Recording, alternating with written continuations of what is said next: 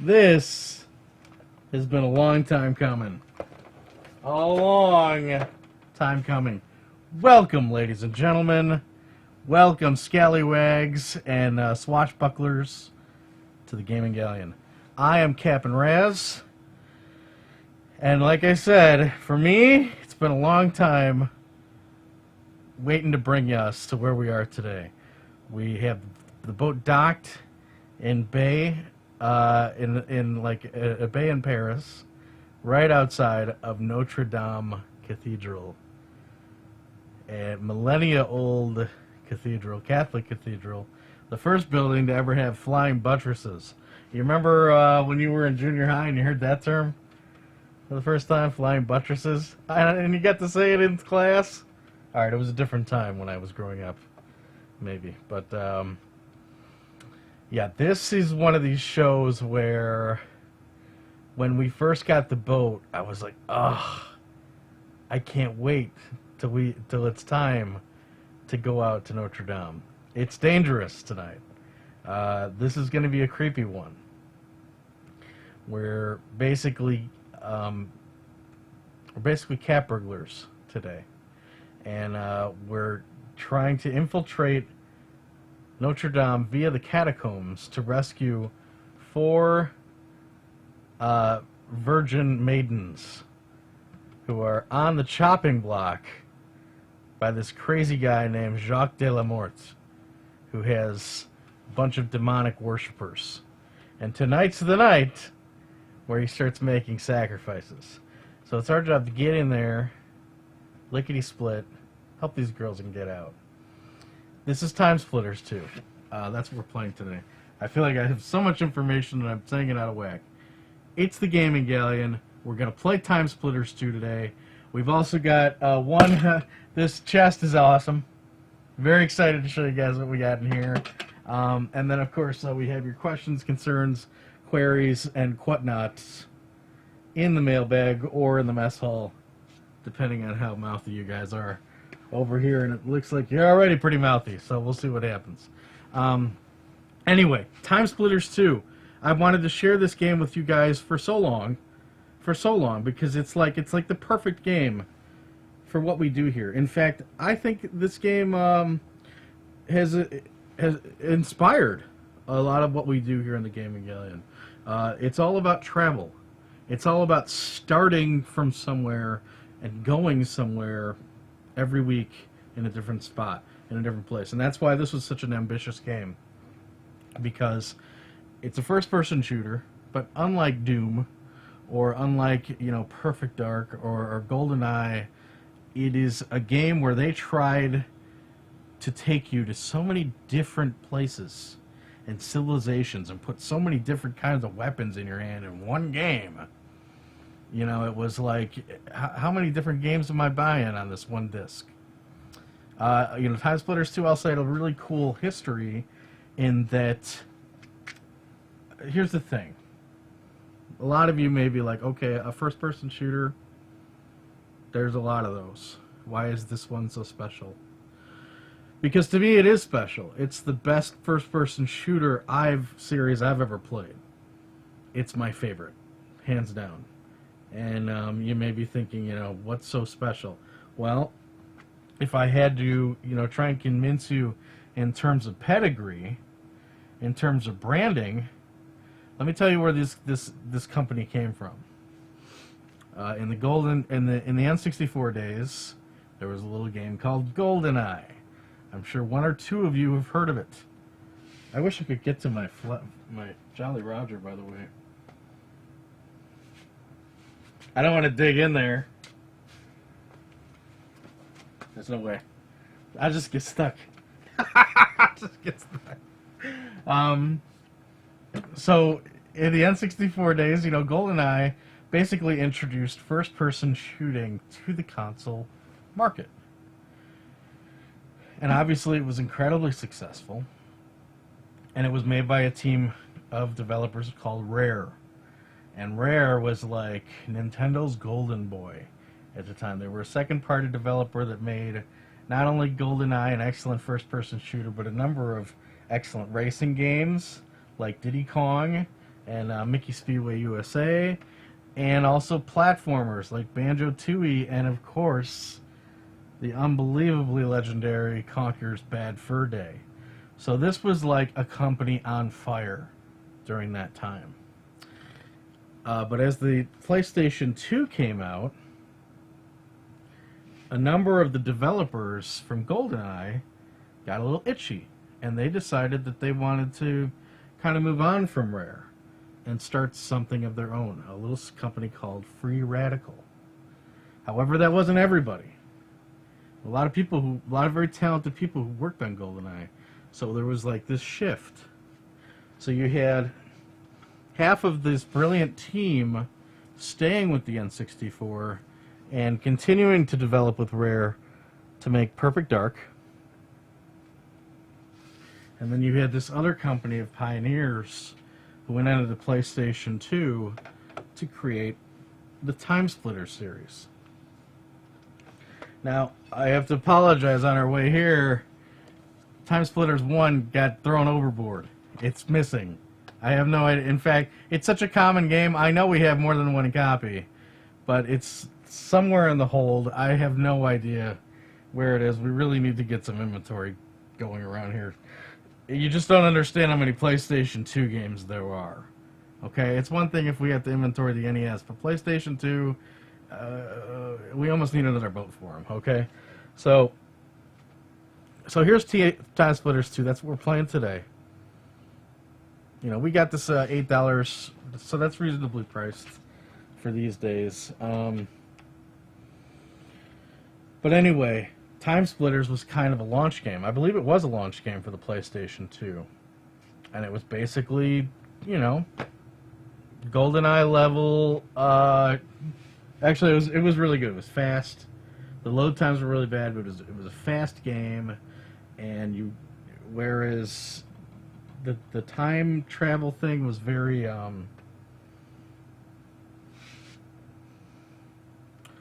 very shallow. It still gave you the option of using all these different types of weapons, whether it be vintage weapons or futuristic weapons. The other big thing about the Time Splitter series, of which there are 3 games, you got a story mode. You got 4-player LAN split screen. You got level editing. And you got like an arcade league challenge, a lot of different modes. Like, it was a smorgasbord of different things you could do in these games. And they had a good sense of humor. They didn't take themselves too seriously. Again, something Rare was always pretty good about and carried on to the Free Radical.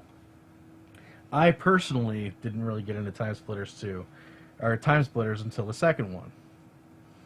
The original was a PlayStation exclusive. It's very cheap, very easy to find. Still plays very well to this day. And then finally, they ended the trilogy with Time Splitters Future Perfect. Future Perfect very much plays like Halo. It's updated everything that may be missing here. This is pretty much like a modern day shooter in the way of features. But the best part about it is this one was co-op. And I think it's probably the best co-op first-person shooter on PlayStation 2. This also made its way to Xbox and GameCube, and these games still hold their value, still in demand, especially Future Perfect. I mean, this guy's like a $30 game these days on PS2 because it is so good and there's so much value to it. So, let's get started, okay? We'll talk more. I want to show you guys. We're gonna be in Notre Dame, but I want to just give you guys what's the word I'm looking for? I want to give you guys a glance at all the different time periods that they put into this very ambitious game, and every single one of them is completely independent of one another. Think Quantum Leap. This is basically the Quantum Leap of video games. Every level, the time traveler is being zipped into someone's body, taking them over, and dealing with whatever world, enemies, or environments and problems that person in that time period is dealing with. So let's travel to 1895, my friends. to Notre Dame Cathedral. Allow me. Let's hit it.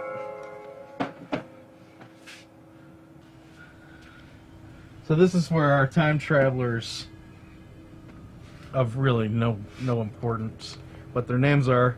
If you really want to know, it's Cortez. But I want to show you all the different places that you can go to in Time Splitters 2. We're going to Notre Dame, but where does it start up? 1990 Siberia. 1932 Chicago. 2280 Return to Planet X. Does that not make you want to play? What's going on in there? Neo Tokyo 2019. Very inspired by Blade Runner. 1853 The Wild West, one of my personal favorites. 1972 Atom Smasher. This is basically a James Bond inspired level. Aztec Ruins 1920. The Robot Factor 2315. And then finally, where this game's time traveler's home time, the 25th century space station. So let's head in. Another reason I wanted to start you in Notre Dame is, or I wanted to start us here, is every level in Time Splitters 2 is its own personal cutscene, its own character. They're all, again, totally independent from one another. They may as well be separate games. This may as well be a demo disc for a bunch of different first-person shooters. That's what I'm trying to tell you. So let's get into it. Let's go split.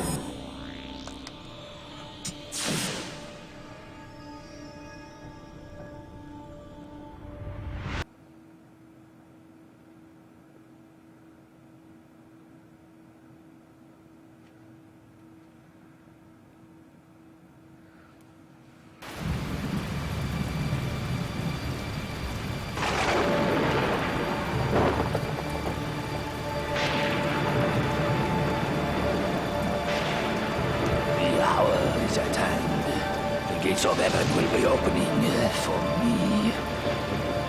Are you a believer, my pretty girl? The angels will come and you will see your destiny.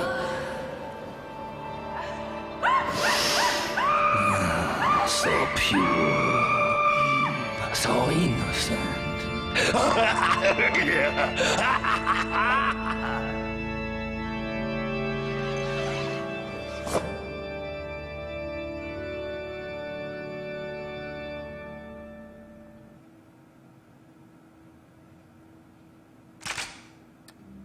So what an open, huh? We have no idea who this woman is. Why she's interested in saving these maidens. Why she's in a jester's costume.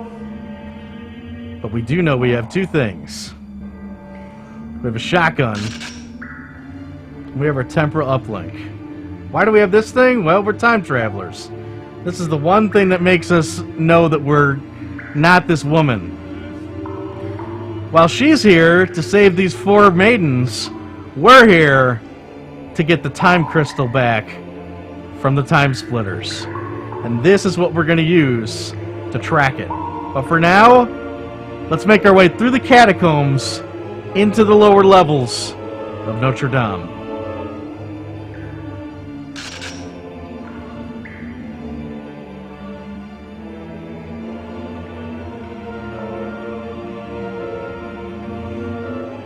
Company.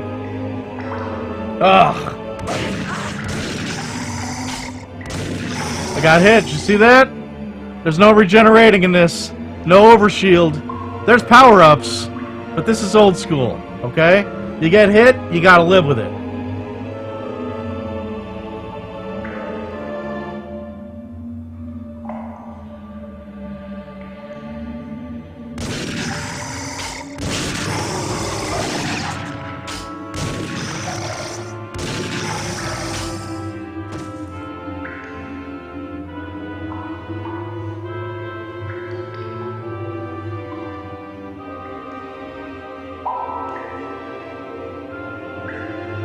Ugh! Oh, it's spitting on me! Come on, have a seat. Only got 23 shots left.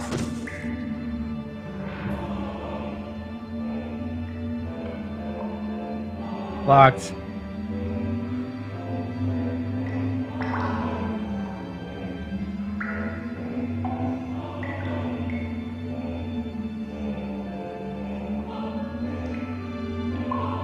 Ah!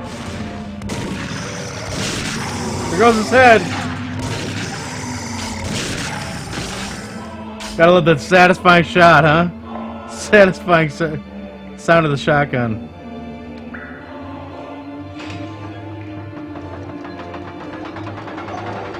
Beauty.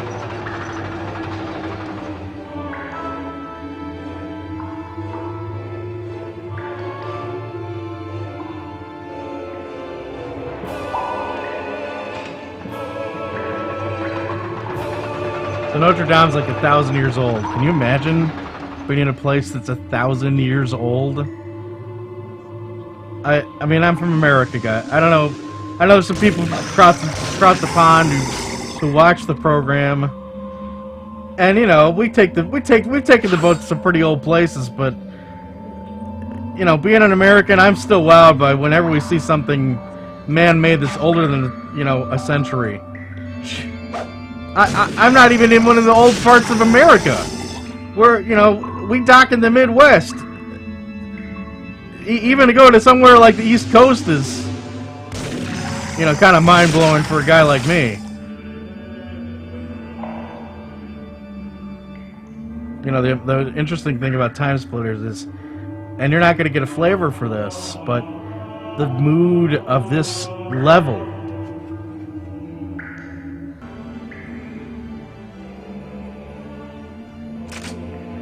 So yeah, the mood of these levels, these games from level to level.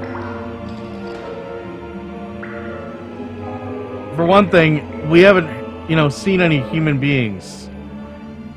Whoa, whoa, whoa! Ah!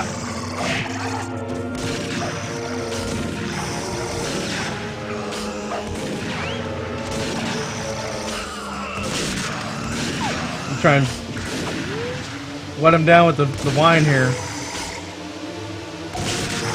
Whew. Look, okay, I mean, I've played this game before, but, you know, I get caught up talking to you guys. I forget about stuff like that. Alright, it looks like we've finally reached the catacombs, the actual proper part of the church. And I think that's one of our damsels. Oh. Leave her alone! Trying to make sure I don't shoot her.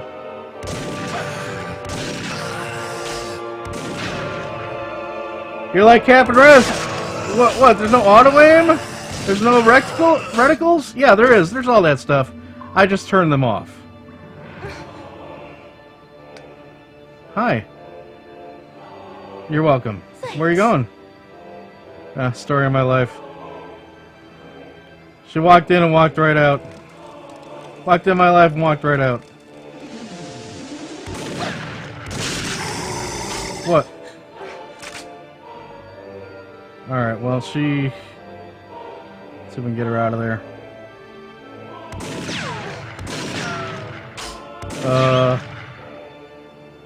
There we go. Oh!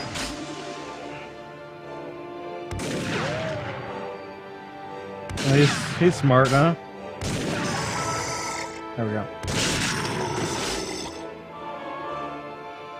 Thank you. Thank you. Oh boy. Defender!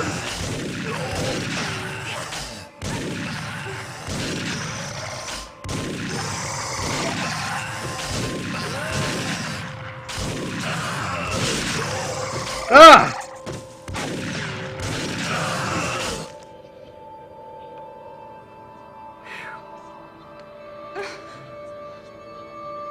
You're welcome. Thanks. Alright, we got our last one here.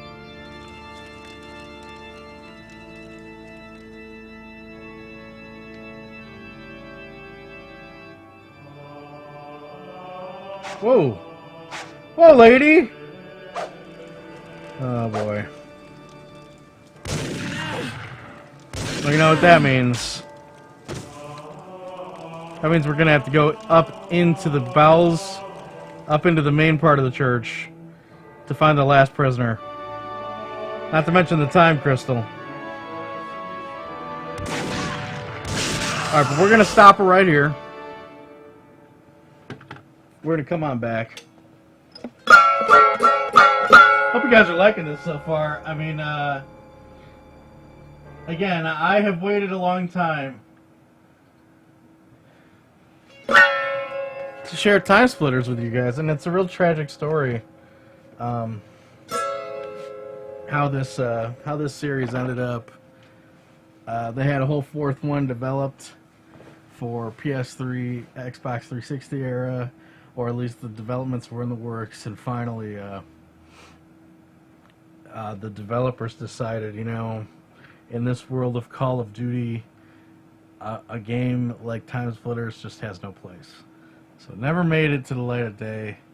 Will we ever see one of these? I don't know. I'm not sure. But at least we have 3 excellent games to tool around with. They're still fun to this day. Okay, now let's get to the booty segment. This is some great stuff right here, but wait all week to share this. Really excited to crack into this and show you what's going on here. Okay, Atari games. It's going to be Atari today. All right? Have you played your Atari today? When's the last time you played your Atari at all? Don't count out the Atari. Look, go pick up one of those flashbacks. Hang out with a friend. I'm telling you, there's fun to be had there. Okay? But a lot of the stuff we're going to be seeing today are games you're not going to be seeing on the Atari Flashback. Because you see, the Atari Flashback, which is that cool little plug-and-play that you can get at like Walgreens for, you know, $30, $40, has a bunch of Atari 2600 games. The most popular, well-known Atari platform ever developed. But what we have here today are some of the dark horse Atari games. Some of the platforms that, you know, most of us, including myself, know very little about. I walked into a retro game store, one of my favorite places, and, you know, while we're in the business, we're in the world where everyone's ramping up on Nintendo games and Super Nintendo games, Atari is still in a good place for people who are trying to start to learn to collect, because most companies, most stores, aren't going to take the time to nickel and dime the pricing on Atari games. There are just so many of them out there that when Atari games get brought in, there's so many that cost so little that most clerks aren't going to take the time to actually price them what they're worth. So every game that we're going to see today, we got for $1.50 each. And we're to the point with our Atari collection in the hold that we need to be very picky and choosy because we have a lot of them. So if we do find good games, they're usually pretty uncommon. So let's take a look. Look at this guy. Or, no, actually, here. Okay, here's an Atari 2600 game. Okay, you notice this kind of shaping. Okay, it's kind of mid-range. Alright. And this is a pretty uncommon one. Super Skateboarding for the Atari 7800. Let me get the autofocus here.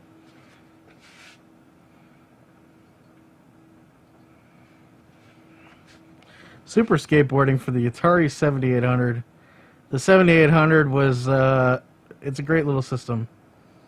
It's a great little system. If you're going to go Atari and you're not afraid to spend a little more, get a 7800 because they play all the 2600 games. And they have some really good ports of arcade games. This game right here is hard to come by, and $1.50 is crazy for this game. I think this is maybe I'm gonna be conservative and say $10, a $10 Atari game, but I think it's more than that. It could be somewhere in the $20, $30 range, but I'm gonna say $10. So try and be conservative with these prices. Jungle Hunt for the 5200. We got a 5200 a little while back, and I've yet to plug it in. I feel bad about that, but it's like it's a behemoth. I want to devote one TV to that guy one day so we can sit down and play all these together. What a treat that would be to maybe sit in front of a old wooden TV together, play some of these old 5200 games. Here's a 5200 game. Now look at that. This is how your normal 5200 game looks like. Now we're getting into these weird shapes. Look at this. An Activision game called Zenji. Again, not easy to find this. Worth way more than $1.50. Just, I think, I don't know what... I think once you get into 5200, anything outside the Atari 2600, these games get a little more expensive. I don't know, I don't think this is worth anything. But Zenji, I believe this was somewhere $15 to $30 range too. $15, $20. Can you believe that? I think it's a puzzle game. I've never played it.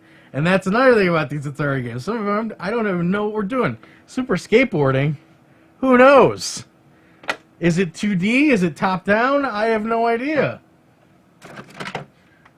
Right up my alley here, we got Galleon for the 5200. Nothing like a nice little shooter. I'm more into scrolling shooters, but I'll take a scrolling shooter. That's pretty hot. I really want to get the 5200 running now. Here's another 2600 game. You don't come across it. We did have it, but I thought it was worth picking up again. Defender 2. Defender 2, otherwise known as Stargate. This was released as Defender 2 and Stargate on the 2600. Isn't that strange?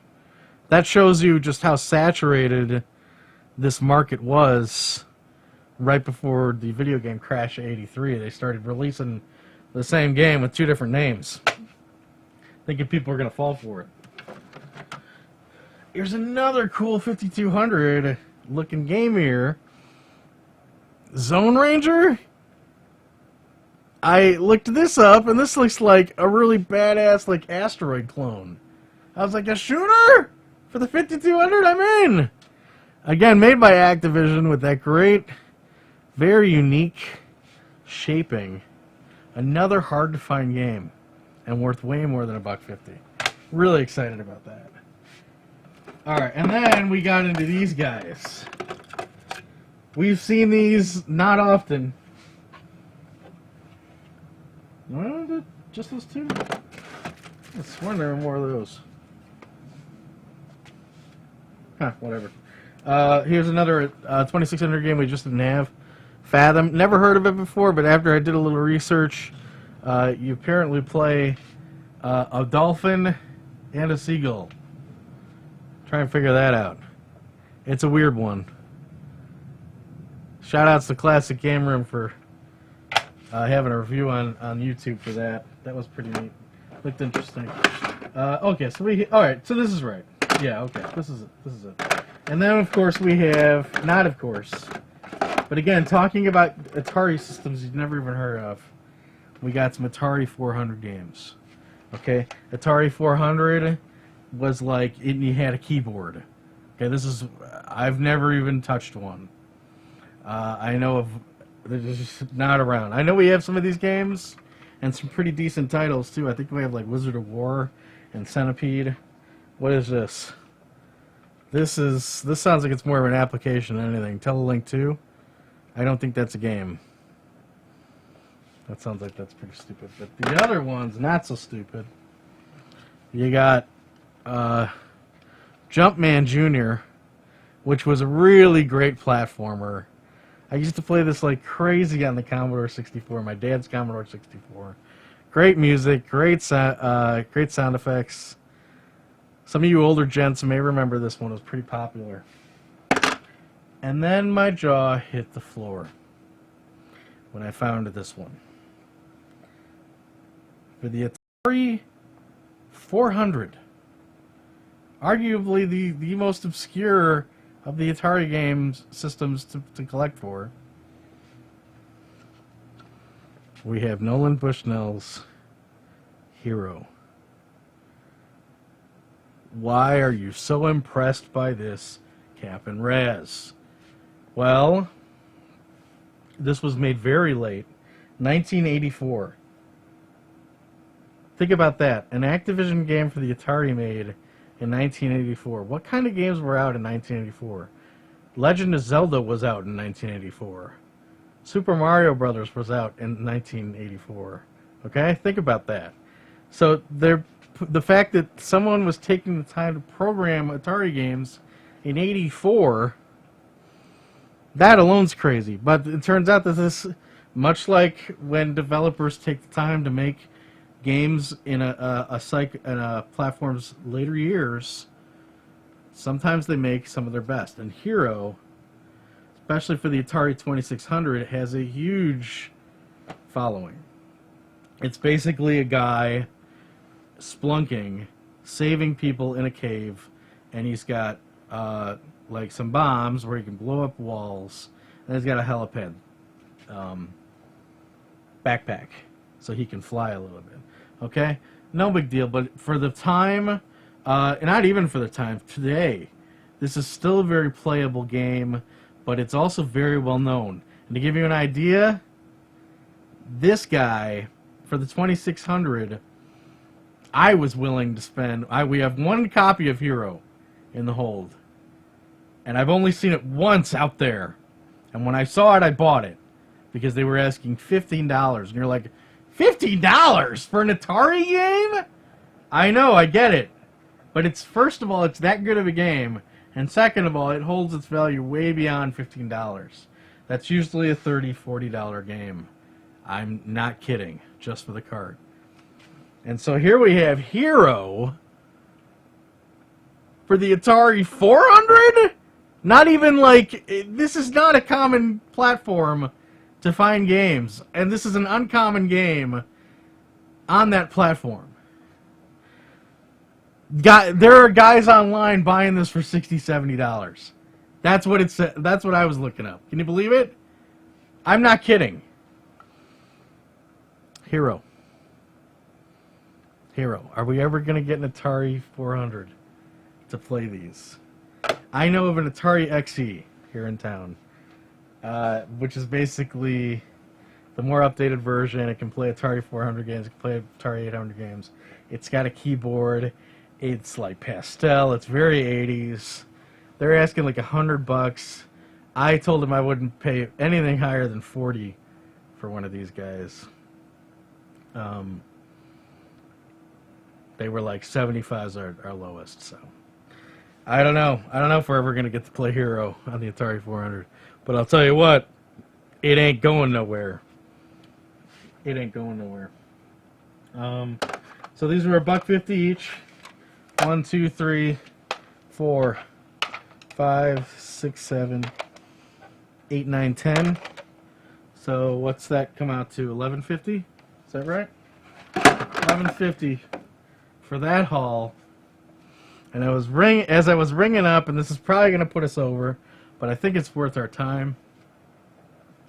As I was ringing up, I said, "Hey, you guys got anything else cool back there floating around that old Cap and Raz would like?"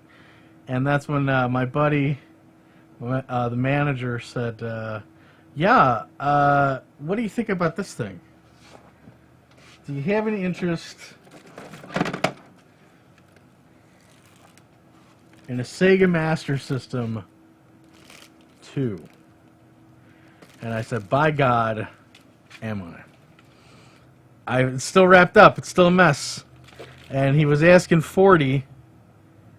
I said, "Look, I'm getting these Atari games. Can we do $30?" He said, "We can do $30." So we got this guy for $30. For someone like us, where we have a good amount of Sega Master System games and only one Sega Master System, this was a good buy. These are, you got your controller here. Controllers are pretty hard to find just on their own. I just dropped the officially licensed. Oh my God! Oh, I hate bending over. You got your officially licensed Sega Master System AV cord, AC adapter. I mean, it looks like this. Is this my Nintendo? Yeah, Nintendo RF switch, and then finally the system. Never even held one of these. Pretty awesome. Looks like it's got a flip top here where you put in the game. Don't count out the Master System. There's some great games for this, and we have a number of them. This is like smoked glass. You can kind of see in there. You got notice the pause button on the machine. Kind of a limitation for the system, to be sure. You've got an on-off switch, and then a couple of ports here. Best thing about this guy, though, and the one thing that I think it really has head over tails over the NES, not many things, but certainly this. This guy has a built-in game, and it's Alex Kidd and the Miracle World, which is basically the Super Mario Brothers of the Sega Master System. So look at that. We don't even need a game. We're all ready to go. 30. I thought that was a fair deal. Okay? All right. So that's it. I mean, you're not going to see any of these anytime soon, I swear. You just don't. So there you go. All right. Thank you for my friends over at the Game Store for working with me on these deals. And again, don't count out the Atari. Don't count it out. You want to do some authentic gaming? You can buy a flashback. Or you can get yourself an Atari and probably get almost about the same game. That's not true. Those flashbacks have like 100 games on them now. I'll just say don't count out the Atari. Don't ever count it out. Okay, let's get back to Notre Dame.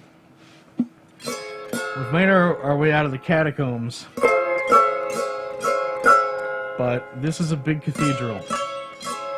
And somewhere in there, Jacques de la Morte is holding one more virgin maiden. And it's our job to track him down, save her, and release his soul into the ether. Let's do it. Now there goes my hat. Alright. Phones? Oh, there. Okay.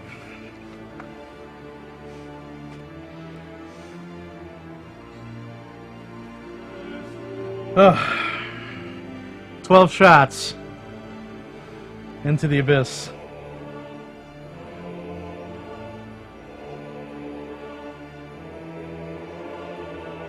Time crystal located.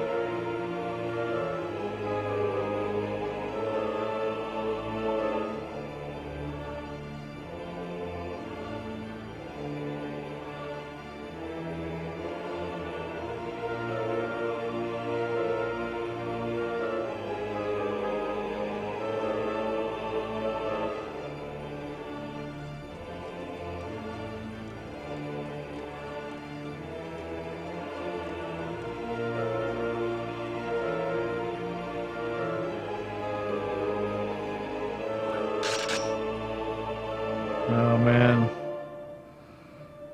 Those are not your usual Sunday parishioners. Yeah, most Catholics don't come to church armed. And that's it. There's a time crystal. Must we do this in a church? Happy Halloween.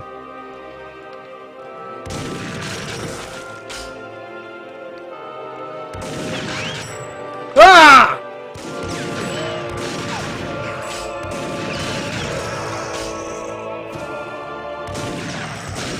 Oh, who's up there? Ah! I'm being shot at. Ah!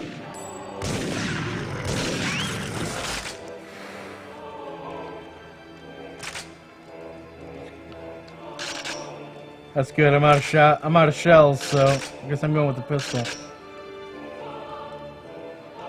Oh, that's her. That's her, alright. Alright, I'm gonna grab the time crystal.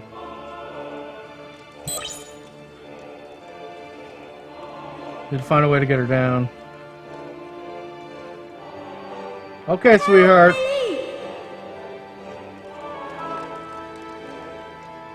Whoa!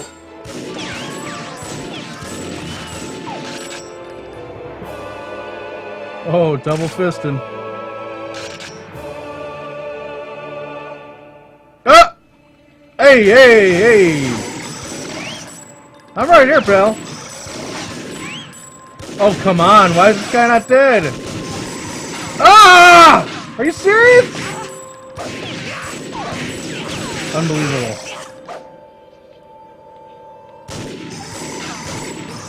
Wow.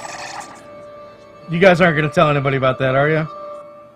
Oh, Captain Rez is a great shot. Trust me. He did great. Didn't miss at all.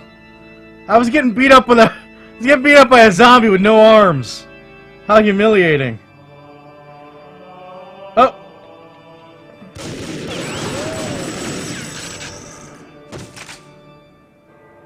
There she is. 2 ropes.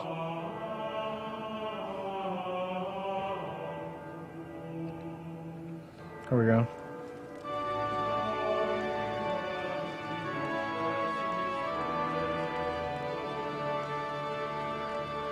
You alright, sweetheart?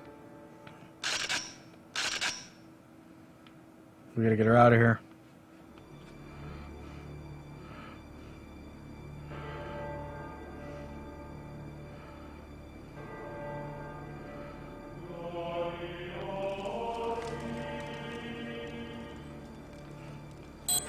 Ah!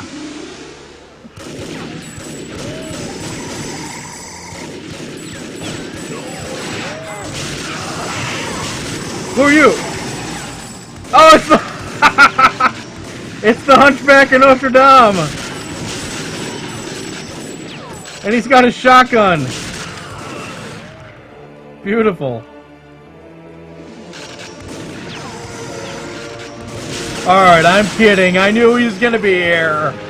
I knew it. I didn't forget. Did anyone buy that I didn't know?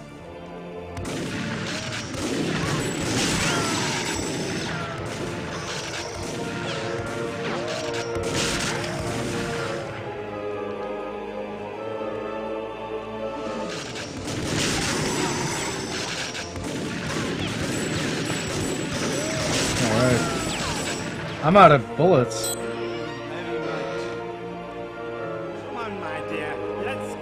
Okay, later, guys. It's about time to see the homely guy get the girl. Excellent. Alright, there's only one more door out of here.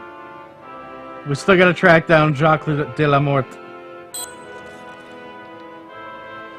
Did I get any more, There's some armor. Well, I'm full on armor.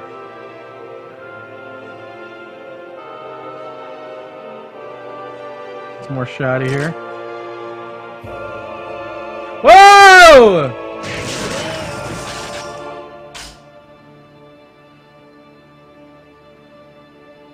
Oh, look familiar? It's rainy out there. It's rainy here in Paris, too. It was rainy in Indianapolis before we left. It was rainy when we docked the boat here in Paris. There's something foreboding out there today. We got a couple guys here. Whoa! Whoa! Oh my god. Where did that guy come from? Taurus! Jeez! That's creepy. He's too big. Like, that's PS3 big. That's not PS2 big.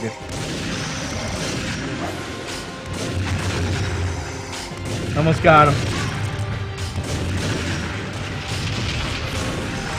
Off with his head!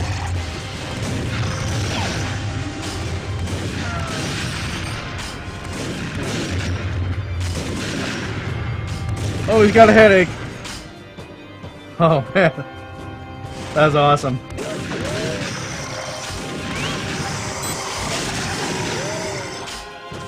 Okay, I guess I didn't have to kill the glass, but how can I not? Hey, look, flying buttresses!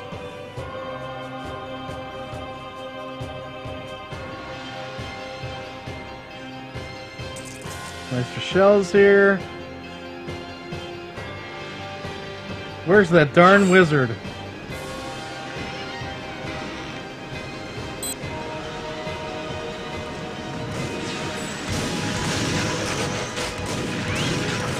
If we can't manage to kill Jacques de la Mort, we'll be stuck in this time period.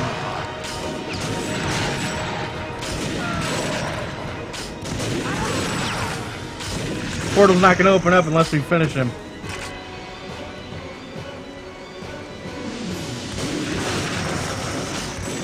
Oh, I will. There he is! Dude, you think you got anything on me? Angels of Time are with me.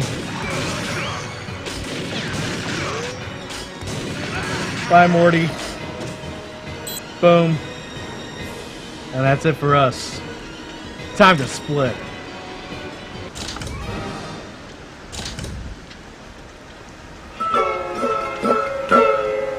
Thanks, Time Splitters.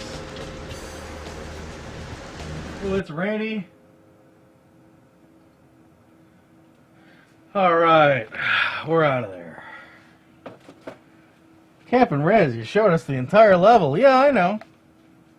I know, but trust me. There's still a lot to see. In Time Splitters 2. A lot of different time periods, a lot of different characters. And the best part about Time Splitters is every time you beat somebody, you unlock them for 4-player, split-screen, multiplayer action. There's just so much content in this game. I remember the thing we used to do when I first got into this game was back in college. I had an off-campus house, and I made the house. I made our house down to the specifics, and I put shotgun up in the bathroom, and there was like a vintage rifle out on the front lawn, and man, we played that like crazy. Such a great game, Time Splitters 2. Which one do I start with, Cap and Raz? Time Splitters is going to cost, the original is going to cost you maybe $1 or $2. But in my opinion, the best one-player experience is Time Splitters 2. I think it's the perfect place to start, mainly because every level that we saw down the line there is completely independent of one another. So there's something for everyone. You're going to fall in love with one of these time periods. Neo Tokyo is great. We'll probably play that one someday too. Maybe when the Blade Runner reboot comes out. I know that's coming out. That'd be perfect. But Time Splitters Future Perfect, if you have a friend, this is the one to get. It's going to be pricey. No matter what platform you're on, Xbox, probably the cheapest way to go. GameCube 1 is up there. GameCube 1's up there. But man, what a ride. There's another great Halloween adventure in store for you here in Time Splitters Future Perfect. But I've been waiting to do Notre Dame for you guys for so long. Had to go there. So that's it. Thanks a lot. Let's hit the mailbag, shall we? Again, Time Splitters could go on and on about it. Probably will not be the last time we see it here on the Gaming Galleon. There's just so many time periods and locations to explore. And if you just look at that list where it just said locations, Chicago, Planet X, very similar to how we name our shows here, don't you think? So yeah, just saying. Thanks again, Time Splitters. All right, let's take a look at the mess hall here, see if there's any questions that have popped up. If not, we will hit the bag that tells no tales. We'll grab one out of there. All right, let's see what we got.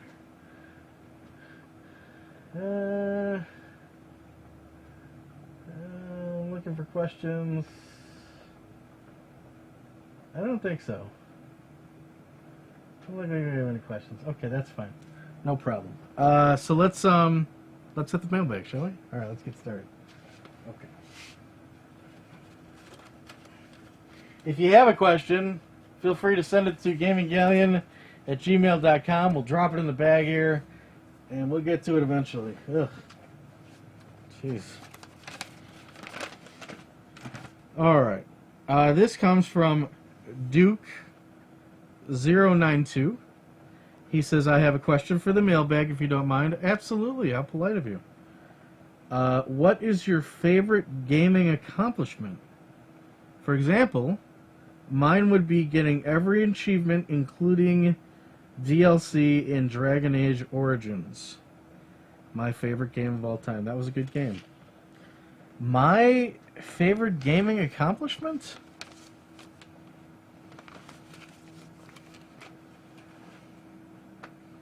Does the Gaming Galleon count? If it does, then this would be it. Because for me, part of collecting all these games, I sit on so many games. There's so many games that I sit on and sit on. I've sit on for years because I felt like I didn't have anyone to play with them with. World of Illusion, starring Mickey Mouse and Donald Duck for the Sega Genesis, to me sounds like an absolutely masterful game, an unbelievably great afternoon, but it's all based around co-op play, and I just don't know a lot of people who want to sit down with a 16-bit Disney game and play through with me. So the Galleon is a great vehicle for all of us, and that we can play these games together. Games like Time Splitters, they're built for multiplayer, but there's just there's games like Dog's Life. That's a game we got to share together, and I think that's probably what I'm proudest of is the fact that we have been able to get this ship in the water, and we're able to sail it every week. We're able to get together, our small little crew, and share these adventures. If I had to be a little more shallow about it, greatest gaming accomplishment, maybe my Street Fighter game. I'm okay. I can get by. I've played it enough where I can play some of the more interesting characters like Dhalsim and E Honda competently, and I'm pretty proud of that. But yeah, I think the Gaming Galleon, above all, is my favorite gaming accomplishment, if that counts. Because I get to explore these games that I would have just had to leave on the shelf otherwise, were it not for you guys to share with. So hopefully that's not too cheesy. But, you know me. How am I going to get through a show without getting cheesy, right? All right, that's it. It was an excellent voyage here in Paris, under the rain and the lightning, and in the shadow of the millennium-old cathedral, Notre Dame. I hope you're enjoying your Halloween season. Remember, there's only a couple weeks left, so enjoy it while you can. Scare somebody, and don't be afraid to get a little scared yourself. I think that's it. We'll see you next time. Thanks for coming. Until next time.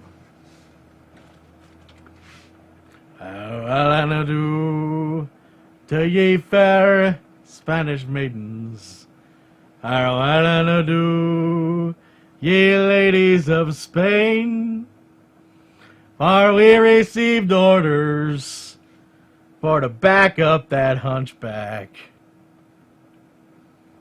And lo, nevermore shall we see ye again. Oh, hold on, let me get a drink. There's nothing in here. That's for sure. To you.